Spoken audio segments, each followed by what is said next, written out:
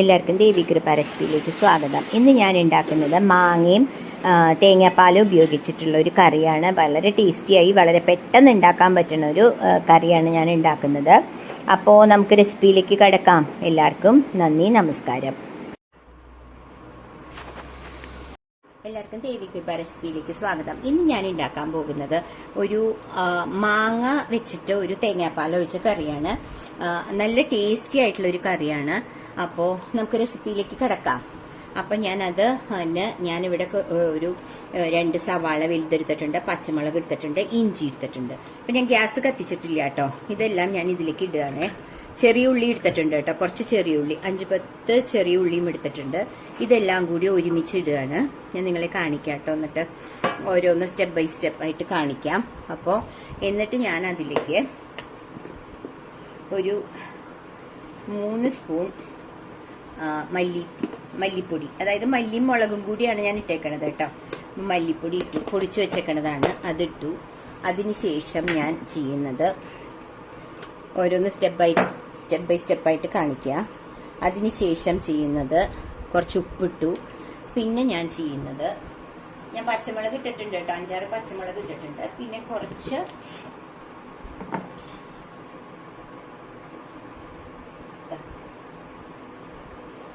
കുറച്ച് മുളക് പൊടി ഇട്ടിട്ടുണ്ട് കേട്ടോ. ഞാൻ മല്ലി മുളകും പൊടി പൊടിച്ചതിൽ ഇട്ടതുകൊണ്ട് ഞാൻ കുറച്ച് മുളക് പൊടി ഇട്ടിട്ടുള്ളൂ. എന്നിട്ട് ഞാനൊന്ന് കൈ വെച്ചിട്ട് എന്നിട്ട് ഞാൻ ഇതെല്ലാം കൂടി ഒന്ന് മിക്സ് ചെയ്യാണ് കേട്ടോ. കൈ കൊണ്ട് മിക്സ് ചെയ്യണം കേട്ടോ. അതാണ് ഈ പ്രിപ്പറേഷൻ്റെ ഇമ്പോർട്ടൻ്റ് ആയിട്ടുള്ള കാര്യം. കൈ കൊണ്ട് ഇത് നന്നായിട്ടൊന്നിങ്ങനെ എന്താ പറയുക, കുഴച്ചെടുക്കുക എന്നൊക്കെ പറയില്ലേ, അതുപോലെ തന്നെ ഇത് നന്നായിട്ടൊന്ന് മിക്സ് ചെയ്യുക എല്ലാം കൂടിയും കേട്ടോ. അടിപൊളിയായിട്ട് മിക്സ് ചെയ്യണേ. അപ്പോൾ കണ്ടില്ലേ, ഇതിപ്പോൾ നമ്മളെല്ലാം ഉപ്പും മുളകും മല്ലിപ്പൊടിയും എല്ലാം ഇട്ടിട്ട് പച്ചമുളകും എല്ലാം ഞെരടി ഇങ്ങനെ മിക്സ് ചെയ്യാണ് കേട്ടോ. ചെറിയ ഉള്ളിയും എല്ലാം ഉണ്ട്, കണ്ടില്ലേ. ഇങ്ങനെ നന്നായിട്ട് മിക്സ് ചെയ്യാം. എന്നിട്ട് കുറച്ച് വെളിച്ചെണ്ണ ഒഴിക്കുക കേട്ടോ അതിലേക്ക്. ആ മിക്സിങ് ഒന്ന് കംപ്ലീറ്റ് ആവാൻ വേണ്ടി കുറച്ച് വെളിച്ചെണ്ണയും കൂടി ഒഴിച്ചിട്ട് വേണം മിക്സ് ചെയ്യാൻ, കണ്ടില്ലേ. എന്നിട്ട് നന്നായിട്ട് നമുക്ക് തോന്നും ഇപ്പം കൈ കൊണ്ട് ഇതെല്ലാം ഇങ്ങനെ നല്ലവണ്ണം മിക്സ് ചെയ്യുക. അപ്പോഴേ അത് മിക്സ് ആവുള്ളൂ കേട്ടോ.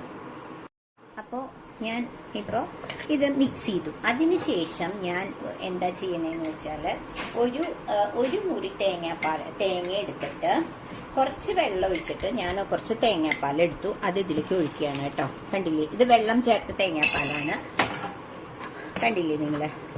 അത് കഴിഞ്ഞിട്ട് ഗ്യാസ് കത്തിച്ചിട്ടില്ല. ഞാൻ ചെയ്തേക്കണത് പച്ചമാങ്ങയാണ് വേണ്ടത്. കുറച്ച് ചെനച്ച മാങ്ങയാണ്, പക്ഷെ ഭയങ്കര പുളിയുള്ള മാങ്ങ കേട്ടോ. അതുകൊണ്ട് ഇത് പഴുത്തതല്ല, ചെനച്ച മാങ്ങയാണ്, പക്ഷെ ഭയങ്കര പുളിയുള്ളതുകൊണ്ട് ഞാൻ ഈ മാങ്ങ എടുക്കുകയാണ്. അതും കൂടി അത് ഞാൻ പറഞ്ഞില്ല, മുളകും ഉപ്പും ചേർത്ത് ഞാനിതൊന്ന് മിക്സ് ചെയ്ത് വെച്ചിട്ടുണ്ട്. അതും കൂടിയും ഇതിലേക്ക് ഇടുക കേട്ടോ. കണ്ടില്ലേ, അപ്പൊ തേങ്ങാപ്പാൽ നമ്മൾ ഒഴിച്ചിട്ടുണ്ട് ഇതില്. എന്നിട്ട് അതെല്ലാം കൂടി ഇതിലേക്ക് ഇടുക, കണ്ടില്ലേ. എന്നിട്ട് ഇത് ഈ തേങ്ങാപ്പാലിൽ കിടന്ന് കുക്കാവണം. അപ്പോൾ ഇത് ഞാനൊരു 2 മാങ്ങയോളം എടുത്തിട്ടുണ്ട് കേട്ടോ, മാങ്ങ. അപ്പോൾ ഇത് പഴുത്ത മാങ്ങയല്ല, പച്ചമാങ്ങയാണ് വേണ്ടേ. പക്ഷെ ഇതിന്റെ ചെനച്ചത് നല്ല പുളിയുള്ളതുകൊണ്ടായ കാരണമാണ് ഞാൻ ഈ മഞ്ഞ കളറുള്ള മാങ്ങ എടുത്തത്. നല്ല പുളിയുള്ള മാങ്ങയാണ്. അപ്പൊ നിങ്ങളുടെ കയ്യിൽ പച്ചമാങ്ങ ഉണ്ടെങ്കിൽ അത് തന്നെയാണ് നല്ലത്. ഇത് കുറച്ച് ചെനച്ചു എന്ന് മാത്രം, കണ്ടില്ലേ. എന്നിട്ട് ഞാനിവിടെ ഗ്യാസ് ഓൺ ചെയ്യാണ് കേട്ടോ. അപ്പോൾ അത് ഒന്ന് നല്ലോണം നമ്മൾ ഇളക്കി കൊടുക്കുക. എന്നിട്ട് ഇത് അടച്ചു വെച്ച് കുക്ക് ചെയ്യാണ് കേട്ടോ. അപ്പോൾ ഇത് കുക്കാവണ വരെ നമുക്കൊന്ന് വെയിറ്റ് ചെയ്യാം. അപ്പോൾ നമുക്കിതൊന്ന് ലിഡ് വെച്ച് അടച്ചതൊന്ന് തുറന്ന് നോക്കാം കേട്ടോ. അപ്പോൾ കുക്കായിട്ടുണ്ടോ നോക്കട്ടെ. മാങ്ങ ഒന്ന് പ്രസ് ചെയ്ത് നോക്കിയാൽ അറിയാലോ, മാങ്ങ പോരാ. അപ്പോൾ കുറച്ച് നേരം കൂടിയും ഒന്ന് കുക്ക് ചെയ്യണം കേട്ടോ. ഒന്ന് ഇളക്കി കൊടുക്കുക. എന്നിട്ട് നമുക്ക് ഒന്നും കൂടി അടച്ചു വെക്കാം. അപ്പോൾ കുക്കാവട്ടെ, അതുവരെ നമുക്കൊന്ന് വെയിറ്റ്. ഞാൻ ലിഡ് മാറ്റി. അപ്പോൾ നോക്കിയപ്പോൾ ഇത് തിളച്ചു തുടങ്ങി. അതിനുശേഷം നമ്മൾ ഒരു കാര്യം കൂടി ചെയ്യണം. ഇനി നമ്മൾ ചെയ്യേണ്ടത്, ഇതിപ്പോൾ നമ്മൾ വെള്ളം ചേർത്ത് എടുത്ത തേങ്ങാപ്പാലാണ്. ഇനി ഞാൻ വളരെ കുറച്ച് തേങ്ങാപ്പാൽ നമ്മൾ വെള്ളം ചേർക്കാണ്ട് ഇതെടുക്കണം. അപ്പം ഇതിട്ടിട്ട് തിളക്കരുത്, ഒന്ന് പതയാനേ പാടുള്ളൂ, കുറച്ച് കേട്ടോ. അതായത് ഒരു ഗ്ലാസിന്റെ ഒരു 1/4 ഗ്ലാസ് എടുത്തിട്ടുള്ളൂ, കണ്ടില്ലേ. അപ്പൊ അതൊന്ന് പതഞ്ഞു കഴിഞ്ഞാൽ നമുക്ക് ഗ്യാസ് ഓഫ് ചെയ്യാം കേട്ടോ. ഇപ്പൊ അതിട്ടിട്ട് ഓൾറെഡി തിളച്ചു കറി. അപ്പൊ ഇത് പതയുമ്പോൾ നമുക്കൊന്ന് പതഞ്ഞു വരുമ്പോൾ നമുക്കൊന്ന് നിർത്താം. പിന്നെ തേങ്ങാപ്പാല് ഇട്ടിട്ട് തിളപ്പിക്കാൻ പാടില്ല. നമ്മൾ ആദ്യം ഓൾറെഡി തേങ്ങാപ്പാലിലാണ് വേവിച്ചത്, 1-ാം പാൽ ഇട്ടിട്ട് കേട്ടോ. അതാ അപ്പൊ ഇതിവിടെ നിങ്ങൾക്ക് കാണുന്നുണ്ടാവുമല്ലോ, ഒന്ന് ഇതായി പതഞ്ഞു. അതിനുശേഷം ചെയ്യുന്നത് ഞാനിവിടെ കണ്ടില്ലേ, ചെറിയ ഉള്ളിയും പിന്നെ മുളകും കരിവേപ്പിലയും ഫ്രൈ ചെയ്തിട്ട് ഇതിന്റെ മുകളിലേക്ക് ഇടുക, കണ്ടില്ലേ. അത് കഴിഞ്ഞാൽ ഈ പ്രിപ്പറേഷൻ, ഈ കൂട്ടാൻ റെഡി ആയി. നല്ല അടിപൊളി. ഇത് എൻ്റെ ഒരു ഫ്രണ്ട് നീതു പറഞ്ഞു തന്നാണ്. ചാലക്കുടിയിലാണ് അവര്. അവിടെ സദ്യക്കൊക്കെ ഇത് ഉണ്ടാവും എന്ന് പറഞ്ഞു. എനിക്ക് എന്താ ഈ കറിയുടെ പേരെന്നറിയില്ല. ഞങ്ങൾ പറയാറ് ഇത് എന്താ മാങ്ങാ തേങ്ങാപ്പാൽ കറി കേട്ടോ. അപ്പോൾ അടിപൊളിയായിട്ടുള്ള മാങ്ങാ തേങ്ങാപ്പാൽ കറി റെഡിയായി. അപ്പോൾ ഞാൻ നിങ്ങളുടെ അടുത്ത് പറയാം, ഞാൻ ഇതിപ്പോ കണ്ടില്ലേ, അങ്ങനെ പഴുത്ത മാങ്ങയാണെങ്കിൽ,